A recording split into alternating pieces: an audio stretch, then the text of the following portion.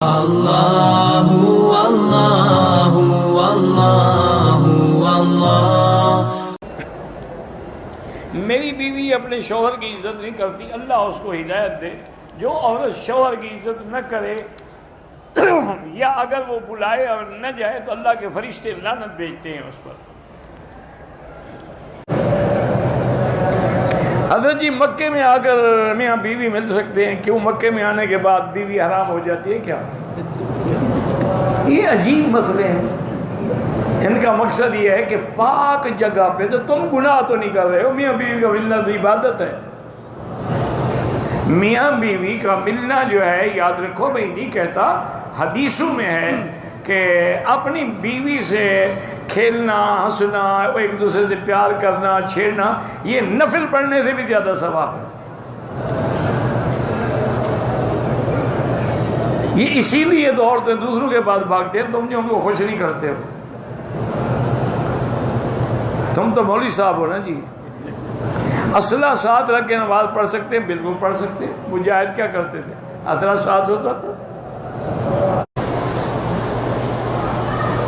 اگر میرے خرچ میں تنگی رہتی ہے، شوہر مجھے خرچہ دیتے ہیں لیکن میری ضروریات پوری نہیں ہوتی، پہلے تو مجھے بیٹی یہ سمجھائے کہ تمہاری ضروریات کیا ہیں۔ گھر تمہیں شوہر نے دیا ہے، نان نفقہ شوہر کے ذمہ ہے، کھانا پینا سبزہ سب کھانا اس کے ذمہ ہے۔ تمہاری ضروریات کون سی پوری نہیں ہوتی؟ بیوٹی پارلر جانے کی فیس نہیں ہوتی،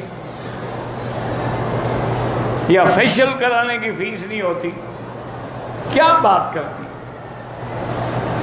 کس بات کا تمہارا خرچہ ہے؟ تم گھر میں جا کے غلط خرچ کرنا چاہتی ہو باہر جا کر؟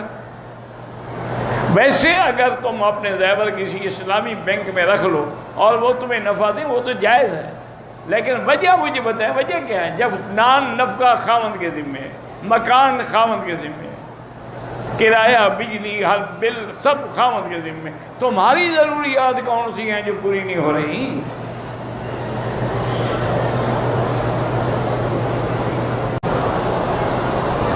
عورت کے لیے کسی عالم دین سے بیعت کرنے کا کیا حکم ہے؟ اگر واقعی کوئی قابل اعتبار ہو اور سنت پہ چلنے والا ہو تو عورت بھی بیعت کر سکتی ہے۔ حضور کی بیعت عورتوں نے نہیں کی تھی، وہ بیعت الاسلام تھی، لیکن بیعت تو تھی نا۔